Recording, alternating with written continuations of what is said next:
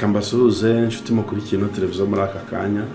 Let me greet you, dear followers, right now. Ni iby'igiciro kandi ni iby'icyubahiro kongera kuboneka mu maso y'Imana na yanyu. It's very important and glorious to be visible in front of this camera before God's eyes. Ndabashimiye ko mukomeje kugenda mukurikira ibyo nkora. Thank you for following all my works. Hano kuri channel ya BKMYS. At BKMYS channel. Hari ikiganiro njya nkora kuyoboka Kamana TV. There's a presentation I usually present to you on your Kamana TV. Kivuga ngo hereza umuntu ururabo rwe akibasha kurwihumuriza. Which is entitled Give a flower to the owner of it when it's still possible for him to smell it. Iyi sinabonye yubatse ku kinyoma n'uburyarya. I found that this world is built on the heresy. Akenshi iyo umuntu apfuye tugira amarangamutima yo kujya twamusura, yo kujya twamushaka, yo kujya twajya kumugirira neza kandi atakiriho. Most of the time when people see anybody died or dead, we feel like approach to them when it is not still time. Birakwiye ko nimba ari umuntu twubaha dukunda tugenda tukerekana urukundo agihumeka kibasha kubyumva. If we respect anyone, we should approach to them and show them love while they are still alive. Ntimukagira n'imyenda y'urukundo, mugirira n'umwenda w'urukundo. You should owe one another the debt of love. Ujye wicara wumva ufite ideni ryo gukunda umuntu runaka. Whenever you sit, feel like a debtor of love to anyone. Nurangiza ugenda umusanga agihumeka umwicaza ahantu musangire mwishimane umwereke ukuntu umukunda akibasha kubibona. Then go to them and ask them to sit somewhere and share something while you're still alive. Tugomba guhindura imyitwarire. We should change our behaviors. Ikiganiro cyanje akira ururabo rwawe ukibasha kurwihumuriza. Uyu munsi nje guha umuntu ururabo. My speech today entitled Receive Your Flowers When It's Still Possible for You to Smell It. I'm going to give each and everyone his or her flower. Nje nitwa Bikorimana Emmanuel benshi baza nka BKMYS kuri social media. His name is Bikorimana Emmanuel, who is famous by the name BKMYS. Mu buzima busanzwe nkora umuziki ndetse n'itangazamakuru ryigenga. I usually produce music and private media. Naha turi gukora ikiganiro turi muri studio yacu itunganya ama-audio n'ama-video no kwigisha gucuranga. Right now we are sitting in the studio which is in charge of producing and filming. Dukora indirimbo nziza kandi tubifashijwemo n'Imana kuko intego ya mbere y'i studio no kwamamaza ubutumwa bwiza. We produce beautiful songs under the assistance of God, and our purpose is to spread the good news to the world. Iyo turi kwigisha abantu gucuranga tuba turi kurerera itorero ry'ejo hazaza abakozi b'Imana. Whenever we teach people how to play music, we are training them for the church and for the bright future. Dufite umwihariko kuko dushobora kwigisha abantu gucuranga tutari kumwe bari hirya no hino ku isi tukabigisha gucuranga bakabimenya. Our specialty is that we can teach people music even online wherever they are, not lively. Byari byiza ko mbanza kwamamaza abo tubona ibyo dukora kuko nabiriya bitwemerera ngo umurimo werekejamo bakukorana umwete. That was very important to everyone who is following us to advertise what we are and what we do, so that it will be a good way for you to understand who we are. Umuntu umwe cyangwa itsinda cyangwa korali abashobora kuba bari muri Amerika bari Burayi nabo dushobora kubakorera indirimbo batire baza. An individual, a choir, or a group of people, wherever they are, either in America, we can help them produce their music, their songs. Wazakenera izo services zose mvuze waduhamagara kuri iyo nimero na kuri screen yawe. In case you need all those products, you can contact us to the number I'm gonna fix here. Reka ninjire mu ntego y'umunsi nzanye kuri kamera. Let me join in with the purpose of today's. Ndashimira uyu mugabo turi kumwe uri gusemura bamwita Jean Dodier. Thanks to the interpreter whose name is Jean Didier Wingabiye. Uyu ni umugabo Yesu yagiriye neza. This is a man who has been favored by Jesus. Yatyaje ururimi rwe. God has sharpened his language. Aramfasha mu ivugabutumwa. He assists me throughout the evangelism. Aramfasha mu kugeza message kure ku isi. and to make the message spread wherever, all over the world. Ni umwarimu w'indimi zitandukanye, Igifaransa, Icyongereza, Igiswahili. He is a language teacher, either French, English, Swahili, and Kinyarwanda. Kandi nawe yigisha online. And he also teaches people online. Ubwo rero ukeneye umwarimu mwiza nk'uyu kwigisha indimi wambwira nkabahuza. So if you need a teacher, I can connect you to him. Yigisha na online, afite channel, YouTube channel yitwa English Fluency Center. Wayisearchinga niba ushaka kujya wiga Icyongereza. I also teach people online, especially on a YouTube channel called English Fluency Center. If you need to follow us, you can visit that YouTube channel. Niki gitumye nza kuri kamera mu gihe gisa nk'iki? Why have I come to the camera at this time? Nje kubera Gogo. I came because of Gogo. Ndetse n'umuririmbyi bita Bruno K. And an artist called Bruno K. Uyu munsi ngiye guha ururabo Bruno K akibasha kurwihumuriza. Today I'm gonna give a flower to Bruno K when it's still possible for him to smell it. Sinshaka kuzavugira ku gituro ko nakundaga Bruno cyangwa mushimira. I don't want to give a speech about Bruno at the cemetery or the funeral ceremony. Ndashaka kubimubwira amatwi ye n'amaso ye akibasha kubireba no kubyumva. I'd like to tell him this when he's still alive. Hari ukuntu iyo umuntu yapfuye usanga abantu bagenda twagukundaga nya tukwita turagwerekeje amarira menshi cyane dushyiraho n'indabyo zihenze ku muntu atashye. Occasionally, people say they love the person when it is time for their death. Ururabyo ngiye kumuha ni amagambo ngiye kumwaturaho. The flower I'm gonna give to him are the words that I'm gonna utter. Icyambere Bruno. The first thing is Bruno. Witeka gumugisha. May God bless you. Witeka kurebe neza. May God look at you. Witeka kumurikishirize mu maso he. May God reflect on you with his face. Witeka rindi ntambwe zawe. May God protect your steps. Witeka yuzuze inzozi zawe. May God fill your dreams. Uyu mwaka ntushire ijuru itarakwereka ikimenyetso cyo gutabarwa. Let the heaven show you the sign of your salvation before this year. Witeka niwe murinzi wawe wo kwizerwa. God is your protector, your faithful protector. Niwe gicucu cy'iburyo bwawe gihoraho. He is the shadow of all the side of your right, which is eternal. Ku manywa izuba ntirizakwica. You will not be hurt by the sun during the day. Nijoro ukwezi ntuzagutinya. And you will not fear the moon during night. Turashaka kwibuka imirimo myiza Bruno K yadukoreye akiriho. We'd like to Bruno K, yes. Yeah.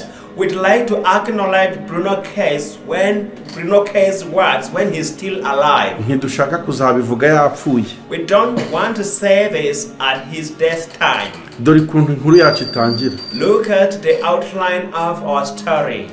Murabizi ko narindi muri team imanaging umuhanzikazi bita Gogo Bruno K. You know that I was one of the management team which was in charge of Gogo's activities. Ubu ngubu wamaze kutuvamo. Who has already died. Gogo Bruno K akaba ari watumye tumenya Bruno K ndetse n'indi team bakoranaga. Murambabarira abantu bakoranaga na Bruno K sinza kubarondora bose ariko mfite umwihariko wo kuvuga kuri Bruno K gusa.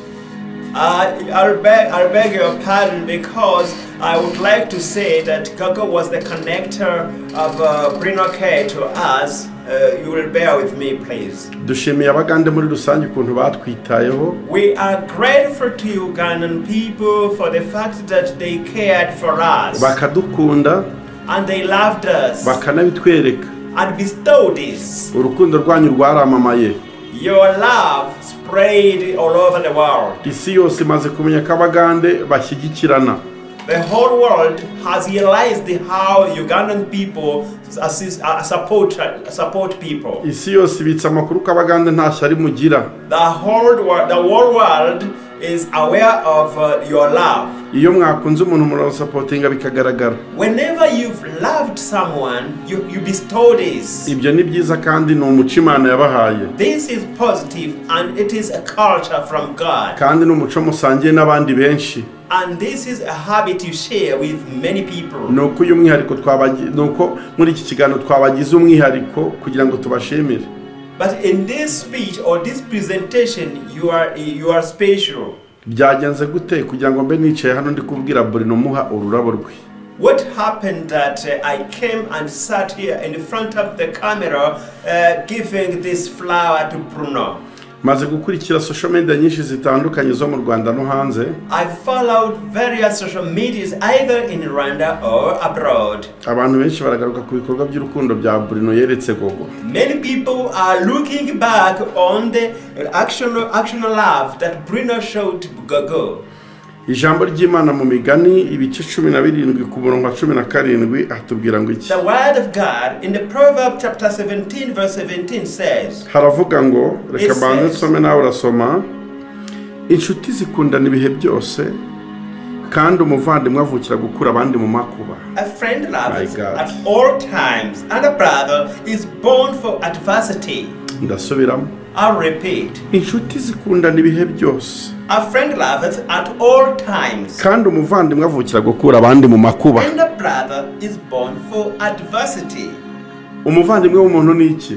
Who is a brother to human beings? Ni umuntu wese ushobora kujuwa role yo gucungura undi. Is whosoever who takes part on saving anybody. Kumwitangira. Either summoning themselves. Kumukunda ntacyo yitayeho. Or loving themselves regardless. Yarangiza agashyira mu bikorwa imbamutima ze. And then put in action whatever is from her feelings or his feelings. Nta gushidikanya Gogo yari umuvandimwe wa Bruno K. Undoubtedly, Gogo was a sister to Bruno K. Njye nababwiye ngo ndumva umutima wanjye wuzuye ikintu cy'amarira ariko amarira y'ibyishimo. I feel like being full of cries, but these are cries of joy. Mbonye Imana ikorera protocole nziza umugeni wayo Gogo biranezeza. When I have seen that God made a good protocol for Gogo, it pleased me. Nagiye mbona ku social media abantu bakomeje kugaruka ku bya Gogo. I have observed on social media people are commenting about Gogo's story. Bamwe banavuga ngo yari umuzimu ugenda ku isi, ngo yari yarapfuye. Some of them used to say that she was like a ghost who died still alive. Nabonye hari n'abavuga ngo ijuru ryamutwaye ngo ritabishaka, ntibaza nimba ijuru ryari ryanyoye inzoga. I saw some people who said that the heaven has taken her when it didn't like her. Umusinzi wenyine niwe wicuza ku kintu yakoze atabishakaga. Only drunkard people are those who asked about something they regret about when they did because they were drunken. Kubera ko yanyoye ibiyobyabwenge. Because they are drunk. Akavuga ati burya ninjye wihagaritse ku muhanda. And say, am I the one who passed water at the road? Imana yacu ntisinda. Our God is never drunk. Kuba yarafashe icyemezo cyo gutwara Gogo nuko byari biri muri plan yayo. Having taken Gogo was in his plan. Ntabwo Imana iri no kwicuza ko yatwaye Gogo. God doesn't regret taking Gogo away. Kuko yari ifite capacity yo kumuramisha ku isi bigakunda mu butware bwayo. Because he was able to make her live long here on this earth. Imana ijya yongerera umuntu kurama iyo yabishatse irabikora. God sometimes extends someone's life because he wills. Yesaya yigeze ajya kureba Hezekiya agiye gutangaza urupfu no gutanga. Once Isaiah made the umuhanuzi Yesaya yigeze ajya kureba umwami Hezekiya agiye gutangaza urupfu. Once the king Isaiah made Ezekiah to publish or to inform him about death. Hezekiya arapfukama aratakamba. But Ezekiah knelt down and pleaded. Yegezayo urupfu. And he postponed the death. Imana ifatira Yesaya mu nzira atarashyika mu rugo. And God stopped Isaiah before he had reached Ezekiah's home. Iramubwira ngo subira inyuma aho atangaje urupfu none utangaza ubuzima. And told him, go back where you announce the death and announce life. Hezekiya urupfu ijuru rimwongerera kurama. And Ezekiah who was going to die, his life was extended. Iramubwira ati ku myaka yawe yo kubaho nongeye hindi 15. God told him that I have added 15 years to your life. Niba Imana yaratije Hezekiya imyaka 15 yo kurama sinjiji ku buryo itari kubikorera na Gogo. If God added 15 years to Isaiah, he was not foolish for Gogo's life. Gogo yagiye kuko igihe cyo kugenda cyari kigeze. Gogo departed because it was her time to depart. ntabwo Imana riri kwicuza ku cyemezo yafashe kuko ifite n'ububasha bwo kumuzura. So God, Ibaye yarahubutse dore ko Imana yacu idahubuka.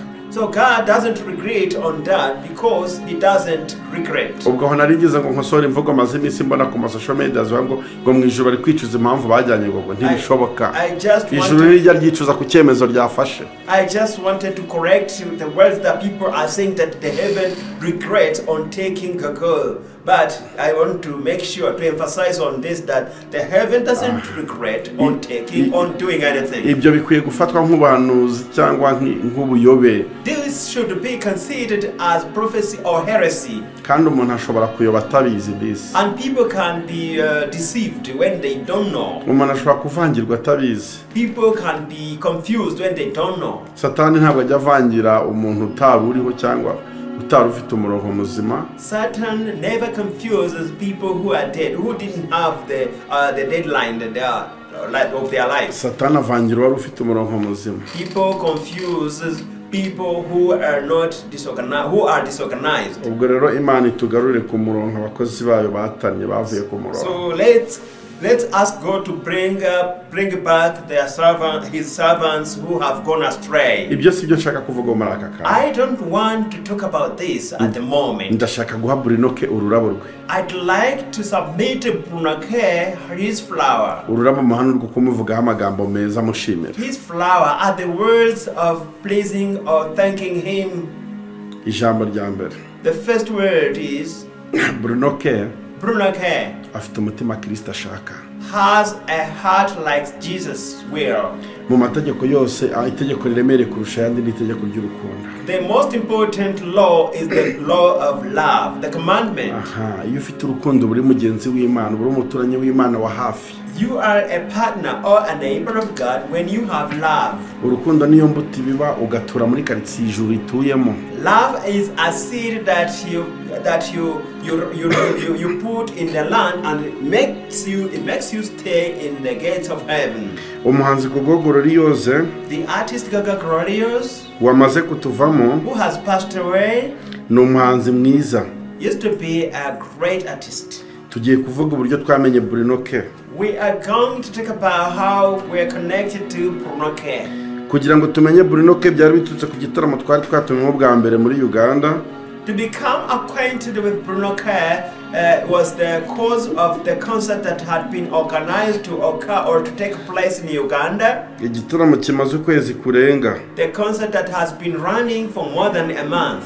Cyari igitaramo cyiswe Imperial yoho cyari igitaramo cyiswe Mega Gospel Concert. It was entitled Mega Gospel Concert. Icyo gitaramo, that concert, cyabaye mu kwezi katurebe neza amatariki turebe neza amatariki icyo gitaramo cyabereyemo kugira ngo nze kubihuza neza ntaza kwibeshya. Cyari cyabereye muri Uganda Kampala mu mujyi rwagati. It had taken place in Uganda. He's just checking the dates to make sure it is the right date. Niho twari turi kujya mu murimo w'Imana. That's where we were heading for God's ministry. Mu itorero ryari ryadutumiye. In the church that had invited us. Ryari rifite intego ya fundraising yo kubaka urusengero. Its purpose was the fundraising for church. Baduhamagara mu rwego rwo kujya guhagararana nabo. We were invited in terms of going and be with them. Hari inkuru twakoze bwa mbere tukigenda ivuga ngo Gogo muri bisi ijya Kampala yeretswe urukundo biramurenga. The first story we published was Gogo in the bus. Iyo nkuru twayisizeho ku itariki 18. The story was uploaded on 18th z'ukwa karindwi of July 2025. 2025. Niba niyuka neza igiterane cyagombaga gutangira ku itariki 19 makuru igiterane cyari kuwa ku itariki 20. If I remember very well, this concert would take place on the 20th. Ni igitaramo cyari cyabaye ngo kibere muri hoteli Imperial yo Hotel.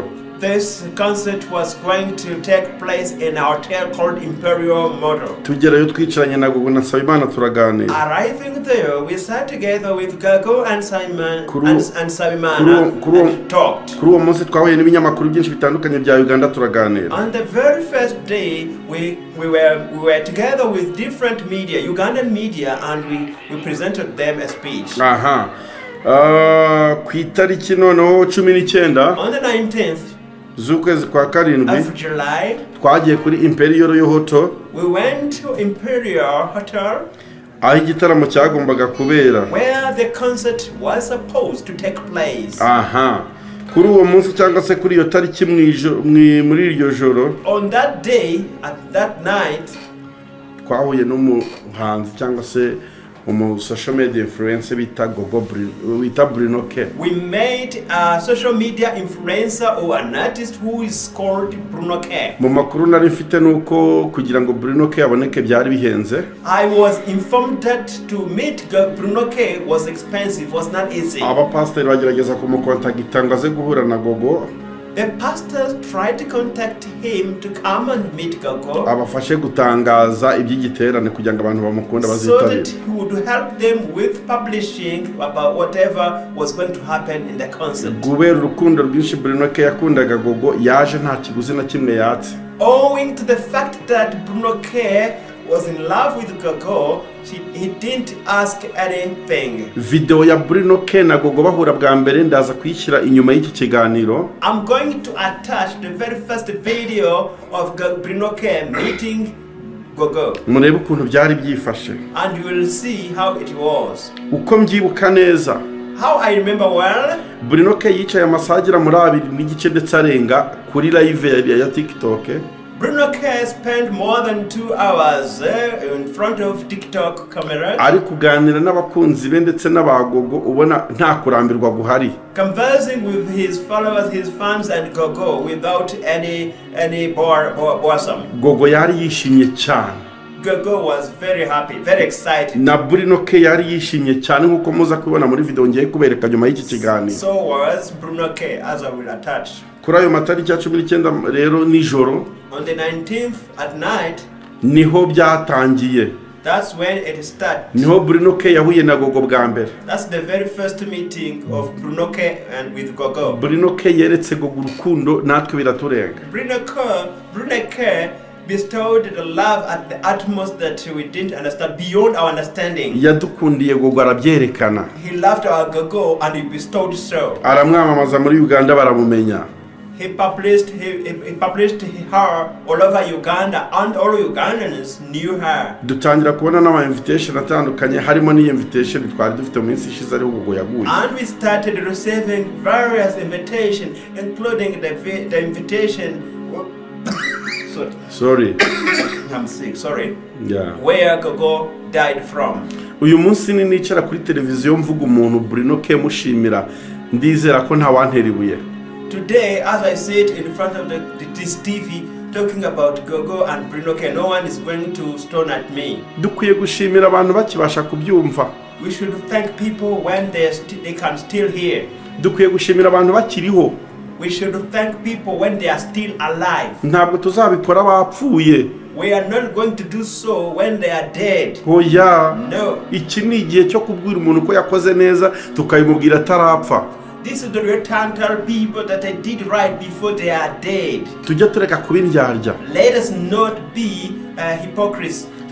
Tugura indabo zenze tujyana ku bantu ngo twakundaga, hereza umuntu ururabo rwakibasha kurwihumuriza. Buying expensive flowers to give to people when they are dead. You should buy these flowers and submit to people when they are still alive. Ntabwo nje hano kubera Bruno K gusa wenda, ahubwo ni message ndashaka kugera ku isi hose. I'm not here for Bruno K only. I would like this message to go to anyone worldwide. Mwitoze kugira neza abo mwagambire kugira neza bakiriho. Practice to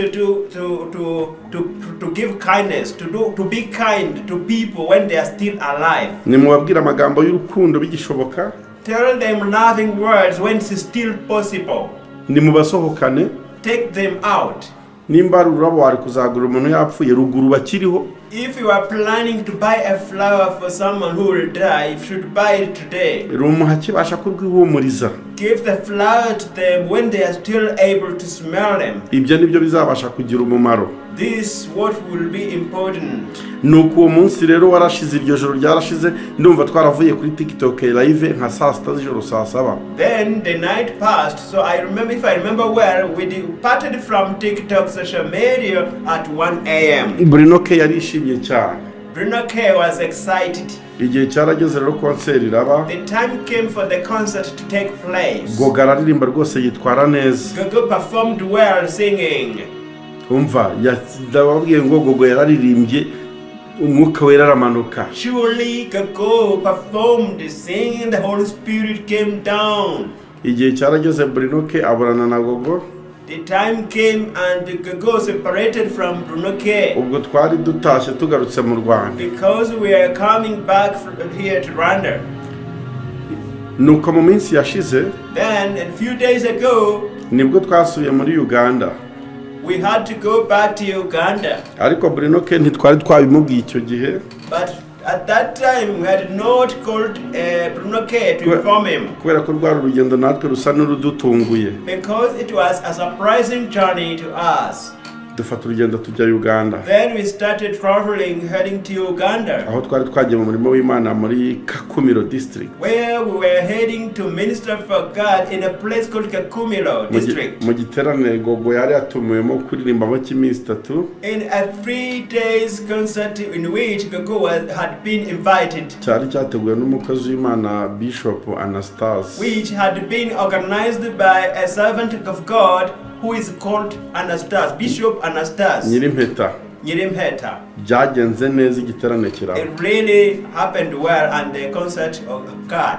Igiterane cyarangiye ku matariki ya 31 z'ukwezi. On the 30th the concert was over of this month. Tujyayo. We went there. Concert irangira. And the concert was over. Tuza Uganda. And Tuza Kampala. And came to Uganda. Tugeze Kampala. Arriving at Kampala, Bruno nyine birumvikana amenya amakuru ko Gogo yageze Kampala. Bruno got informed about Gogo's arrival at Kampala. Ku mugoroba ku itariki ya mbere z'ukwezi kwa 9. In the evening of the 1st of September, Bruno K yahuye na Gogo n'ubundi. Bruno K met with Gogo. Bajyana live kuri TikTok ye. And they went together live on his TikTok. Baganiriza abantu. And talked to people. Barishima. People were happy. Bruno K akomeza kwereka Gogo urukundo. And Bruno K started showing his affection to Gogo. Nyuma y'itariki ya mbere muri iryo joro ku itariki ya 3 no humvikanye inkuru y'akababaro. On the 30th of that month, a bad story was heard. Gogo yitabye Imana. That Gogo had died. Iyo ni inkuru twese tuzi. We are all aware of that story. Bruno K ashobora kuba yarabimenya akererewe nk'amasaha make. Bruno K might have been informed about this a few hours late. Ariko aho yabimenye yabaye nkuguye muri koma nkuko natwe twatsigana bari muri koma. But by realizing or by receiving this story information, he was shocked. Ni inkuru yari remere cyane kuri Bruno K wabuze inshuti yakundaga Gogo. It was a very heavy story for Bruno K who loved so much his beloved Gogo. Nta gushidikanya uyu musore yakundaga Gogo. Undoubtedly this young man loved Gogo. Ukwitanga kwe twarakubonye. We saw his commitment. Tuje kurekonesa ibyo bintu kuri kamera. We have come to acknowledge this here in front of the camera. Tuje guha agaciro ibyo bintu. We've come here to value such things. Turashaka no kubishyira mu ndirimbo. And we'd like to put this into a song. Nk'uko twamaze kubimusaba turifuza gukora indirimbo yo guherekeza Gogo ikozwe na team management ya Gogo ndetse na Bruno K. As we agreed with him, we'd like to publish a song to accompany Gogo and to inform his followers. Kwizera ko iyo ndirimbo igomba gusohoka vuba. We believe that this song is gonna be published very soon. Indirimbo izaba iri mu imbamutima zanjye. This song will be included with my emotions. Ndetse n'imbamutima za Bruno K kuri Gogo. And Bruno K emotions. Ku itariki ya 3. On the 3rd. mwijoro saa 3 n'igice. During the night at 9:30 p.m. nibwo humvikanye muri akaboro ko Gogo yitabye Imana. The saddest story of Gogo's death was heard. Utekereza ko byari bimeze gute kuri Bruno? What do you think? How do you think it was to Bruno K? Bruno isi yamubanye nini turabibona. The world became huge to Bruno and we saw that. Ahita nona planning what next. Then he had to plan the next outcome. Ni iki cyo gukora sasa? What will say so? Yazi. Nuko Bruno nyine isi iba nk'imubana ndende niko nari maze kuvuga. Then for Bruno the world became high. Abura icyo gukora. And became confused. Umugabo aratwitangira. The man committed himself. Essence yagendeye kuri twe ntitwayibara ntitwabona icyo tumusha. We can't count how much the fuel yahindutse umushoferi wacu. He became our driver. Buri kanya akaba ari kuza kutureba aho turi. Every moment he would come to us. Akadushyira mu modoka. And put us into a car. Twagera ku bitaro twasangara amafaranga bura akahita ajya kuri TikTok kwiyambaza abantu bakayazana. Arriving in the hospital in case there was a problem of shortage of money, he would communicate to his community, his TikTok fans. Aradufata tujyana muri ambasade y'u Rwanda. He took us to the Rwandan embassy in Uganda. Kugira ngo tujye ku Rwanda n'ikibazo cya Gogo. To struggle with Gogo's issue. Uyu mugabo koko ninde utamushimira? Who should not be thankful to this man? Ninde utamura urabo rwakibasha kurwihumuriza? Who should not give him a flower when he's still alive? Bruno K. Bruno K. Ijuru wakoreye. The heaven worked for. Rizaguha ingororano zijyanye n'ibyo wakoze. Will reward you according to what you did. Nk'abanyarwanda bari kumwe na Gogo. According to Rwandans who were with tuje kukwereka ko turi abagabo. We have come to show that we are men. Twanze kurarana ubutumwa. We couldn't stand spending a night without giving you this message. We couldn't stand to thank you. Ndibuka mbere yuko tuza mu Rwanda. I remember before we came to Rwanda. Twagiye ku isanduku ya nyakwigendera. We went close to the late's coffin. Dutegereje nyine kurira imodoka. Expecting to go back to get on the car, the bus. Haraka video mwabonye gasirikira ku TikTok. You could see one short video on the TikTok. Bruno K ari kuririra ku iyo sanduku. Bruno K crying over the coffin. Twinjira mu kiganiro na Bruno K ndetse n'uwo bita Fred. When we joined conversation or discussion with Bruno K and Fred, hari intego twari dufite. We had a purpose. Ariko tugezeyo biranga. But the purpose failed when we arrived there. Bruno K ahagaze imbere y'isanduku ya Gogo. Bruno K stood over the Gogo's coffin. Ararira cyane. And cried out. Kuganiriza abantu biranga. And it was very difficult for him to talk to people. Yerekana urukundo yakundaga Gogo. He bestowed the love he loved Gogo. Bruno K yaritanze araduherekeza. Bruno K committed himself and accompanied us. Yaje mu Rwanda n'abantu bari bari kumwe nawe. He came to Rwanda with his team. Yemera gufata amatiki na essence ingana kuri. And he offered to spend all that ticket and the fuel. Ni imodoka ihenze kuri abayuruzi imisozi ya Rwamagana na Zafu. An expensive staff van. Kugira ngo making sure ko ashyinguye Gogo yakundaga. To make sure Gogo's burial was really done. Uyu mugabo ni intwari. This man is a hero. Yerekanye ubutwara gihumeka. He has bestowed his victory. Imana izamwitura ibyo yakoze kuri Gogo byose. May God reward him with whatever he did. Muri iyi story no muri iyi situation Bruno yatubereye imfura. In this story Bruno was a brave to us. He was really integrate to us. Bruno yatubereye inyangamugayo. He was honest to us. Bruno yatweretse urukundo turabibona. Bruno showed us love and we saw so. Twari tuje kumwereka burya ko twabibonye. We just came here to tell him that we saw so. Twari tuje kumwereka ko byadukoze ku mutima. We came to show him that it attached our hearts. Ntabwo ibi bizasibangana mu mutima yacu. This will not be deleted from our hearts. Ntabwo ibi tuzabyibagirwa. We will never forget this. Bruno Bruno. Yesu aguha umugisha. May Jesus bless you. Umukiza akurinde. May Savior protect you. Akugutesha urukundo rwe. May He surround you with His love. Aya magambo anezeza umutima wawe n'umuryango wawe. May these words please you, both you and your family. Isi yose irarimenye ko twahaye agaciro ibyo wakoze kuri Gogo. May the world be informed about how valuable we have given, how value you are. Nugera mu makuba Imana izagutabare ku bwa Gogo niko ngusengeye. Whenever you face trouble, may God rescue you.